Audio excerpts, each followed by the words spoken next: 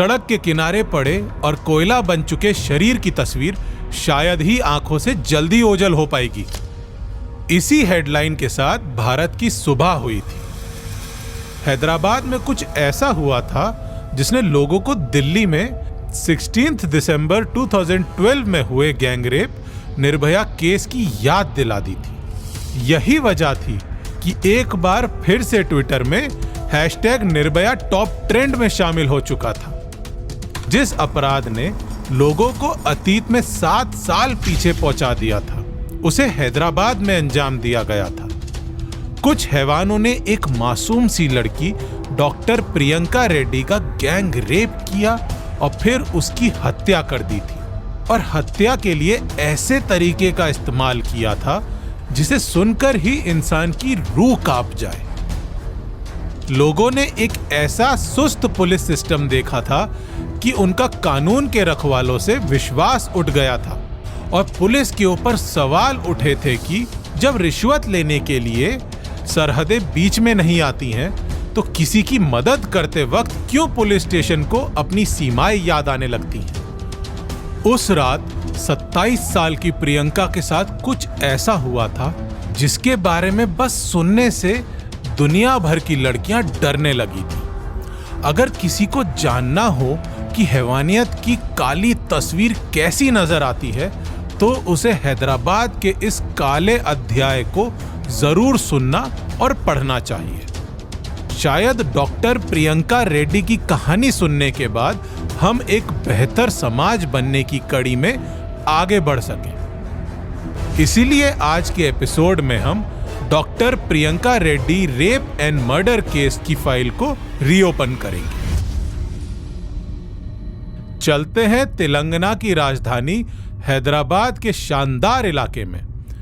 इसी इलाके में अपने परिवार के साथ एक खूबसूरत और काबिल लड़की प्रियंका रेड्डी रहा करती थी, जो पेशे से वेटरिनरी डॉक्टर थी, और उसका क्लिनिक अपने घर से 30 किलोमीटर दूर शमशाद बाग इलाके में था।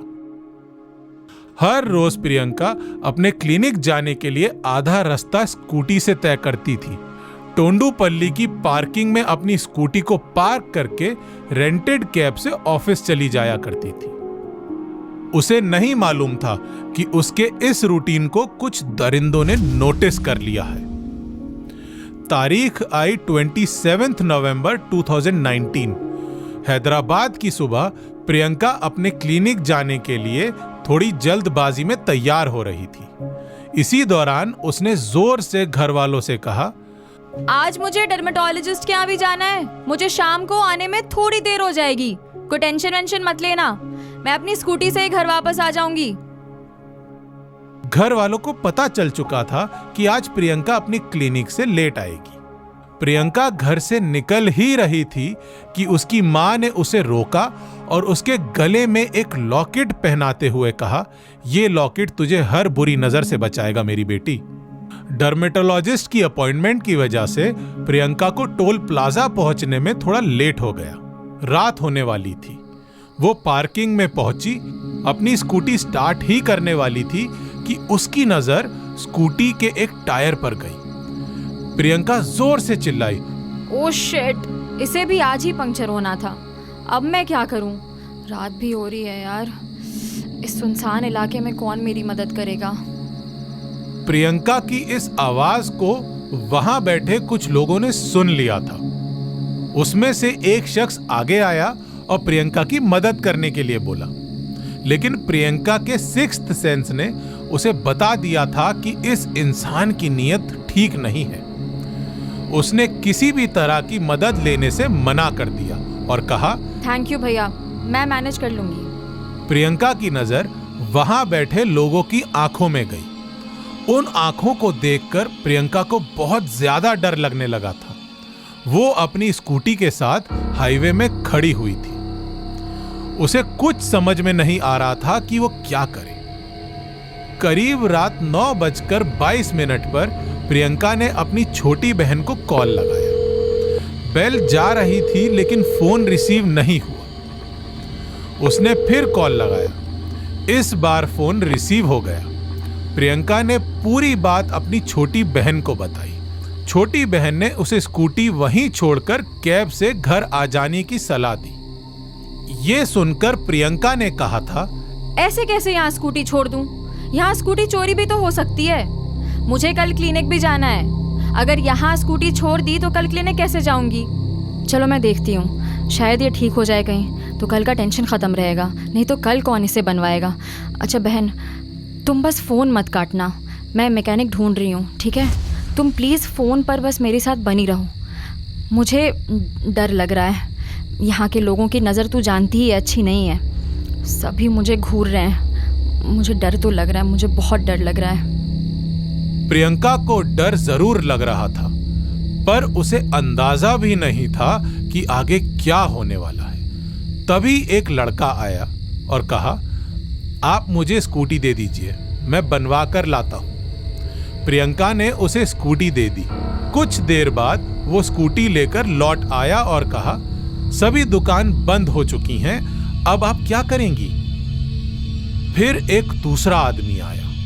उसने प्रियंका से कहा, स्कूटी लेकर आगे चलो, वहीं कुछ हो सकता है। इस बीच लगातार प्रियंका अपनी बहन से भी बात कर रही थी। प्रियंका को इन मदद की पेशकश करने वालों के ऊपर पूरी तरह से यकीन नहीं हो पा रहा था। उसे एक ऐसे इंसान की तलाश थी जो कि सच में उसकी मदद करना चाहता हो। पर उस काली रात हैदराबाद की गलियों में दूर दूर तक कोई मददगार नजर नहीं आ रहा था। प्रियंका की घबराहट बढ़ती जा रही थी। घबराहट में ही प्रियंका ने बहन से कहा, बहुत हो गया, अब मैं कैब बुक करके घर आ रही हूँ। स्कूटी को कल ही बनवाऊंगी। मुझे बहुत डर भी लग रहा है। मैं कैब बुक करके आती हूँ, ठीक है? इतना कहते ही फोन डिस्कनेक्ट हो गया। बहन ने थोड़ी देर बाद फिर से प्रियंका को फोन लगाया और इस बार प्रियंका का फोन स्विच ऑफ बता रहा था। घर वालों को लगा कि प्रियंका को कैब मिल गई होगी और वो घर आ रही होगी। शायद फोन की बैटरी खत्म हो गई। 2 घंटे बीत गए, प्रियंका घर नहीं आई। घर वालों को टेंशन हुई। वो टोल प्लाजा की तरफ निकल गए। वहां पहुंचने के बाद उन्हें ना ही प्रियंका की स्कूटी दिखी और ना ही प्रियंका। उसका मोबाइल भी लगातार स्विच ऑफ बता रहा था। प्रियंका की छोटी बहन तुरंत साइबराबाद पुलिस स्टेशन पहुंची और पूरी बात बताई। साइबराबाद पुलिस स्टेशन ने अपनी नाकामी और सुस्ती दिखाई। उन्होंने कहा, टोल प्लाजा हमारे अंडर नहीं आता, शमशाबाद पुलिस स्टेशन जाओ, हम तुम्हारी मदद नहीं कर सकते। शमशाबाद पुलिस टोल प्लाजा पहुंची। सुस्ती के साथ प्रियंका की तलाश शुरू की। उन्हें पूरी रात कोई कामयाबी नहीं मिली। सुबह होते ही पुलिस के पास एक किसान का कॉल आया और उसने कहा, साहब, टोल प्लाजा के कुछ ही दूर एक अंडरपास है, उसी के नीचे एक बुरी तरह से जली हुई कोयला बन चुकी इंसानी लाश पड़ी है, आप लोग जल्दी आ जाओ। पुलिस वहां पहुंची। लाश पूरी तरह से जल चुकी थी। सिवाय स्कार्फ के टुकड़े के गले में पड़ा लॉकेट इशारा कर रहा था कि ये लाश एक लड़की की है।